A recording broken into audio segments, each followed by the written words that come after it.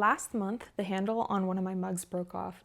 It was a cheap, mass-produced mug I had bought on a whim a couple years back at a place like TJ Maxx. Maybe it was someplace else similar to that. But anyways, it was just because I thought it was cute.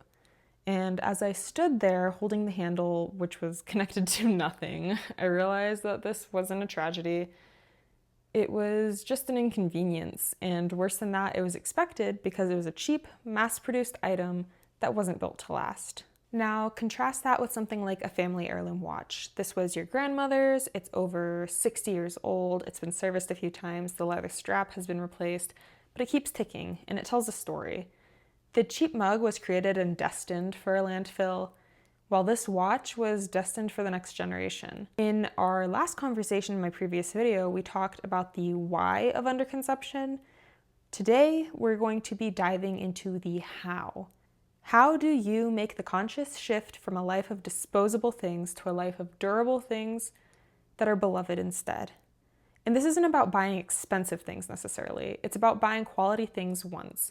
It's about the art of buying for life, and it's one of the smartest, most satisfying swaps that you can make. The term high quality gets thrown around a lot, but what does that actually mean? It's not just a high price tag, because expensive things, designer things even, can still be cheaply made. True quality stands on 3 pillars. First, materials. This is the soul of an object. Think of clothing. Is it made of plastic-based polyester that traps sweat in pills after a single wash? Or is it made of a natural, breathable fiber like cotton, linen, wool, or silk that will feel better and last longer with proper care? For furniture, is it solid wood that can be sanded down and refinished time and time again? Or is it particle board, essentially just sawdust and glue, with a thin wood-patterned sticker on top? Quality materials age gracefully. Cheap materials just fall apart. And second is craftsmanship. This is how the materials are put together. So look at the seams of a shirt. Are they straight and dense and reinforced? Or are they loose and crooked and kind of haphazard? And then look at furniture. Are the joints connected with sturdy mortise and tenon or dovetails, or are they held together by a few staples and a prayer? Craftsmanship is the difference between an item designed to be used and passed down and an item designed to just be sold. And third is timeless design. A high quality item doesn't scream for attention. It has this quiet confidence about it, almost like the quiet luxury trend that was really taking off last year, at least in my corner of the internet. And ironically, it caused a lot of people to buy cheap things that were made to look expensive. Fast fashion and disposable decor thrive on these kinds of fleeting trends. The red living room of the early 2000s, the notorious millennial gray, cottagecore, coquette, and dark academia aesthetics, and now even the Gen Z green that I've fallen victim to. It's everywhere. A truly well-designed object like a classic trench coat or a simple elegant wooden table looks good today, and it will still look good 30 years down the line.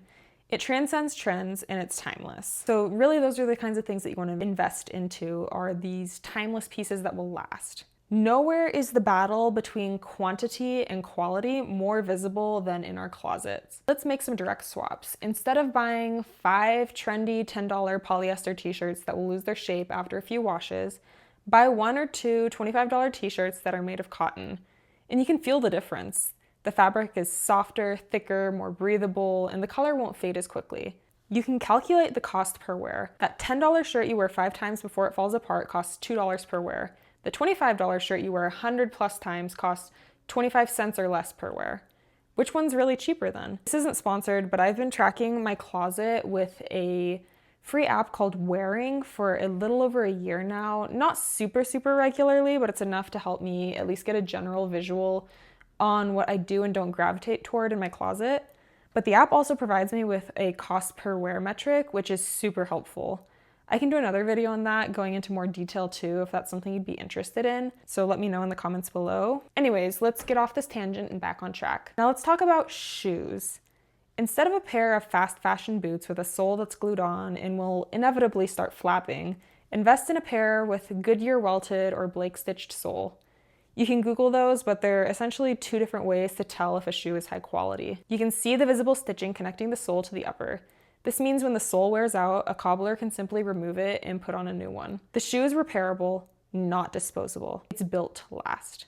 And that's what we're looking for. In outerwear, that flimsy, unlined jacket that's popular for one season can be swapped for a classic wool coat or a well-made leather jacket. These are legacy items and they get better with age. Leather softens and develops a nice patina. The wool coat can be passed down. You're investing in a future heirloom. Let's bring this mindset into our homes. We've all been tempted by the fast furniture that's cheap and can be delivered tomorrow, the IKEA, the Wayfair, and so on. But we've also experienced the heartbreak of that same furniture wobbling, chipping, and breaking when you try to move it. Don't get me wrong, basically all of my furniture is from those places because that's what I could afford at the time. But I'm also aiming to use my items to their max and slowly invest in better furniture over time.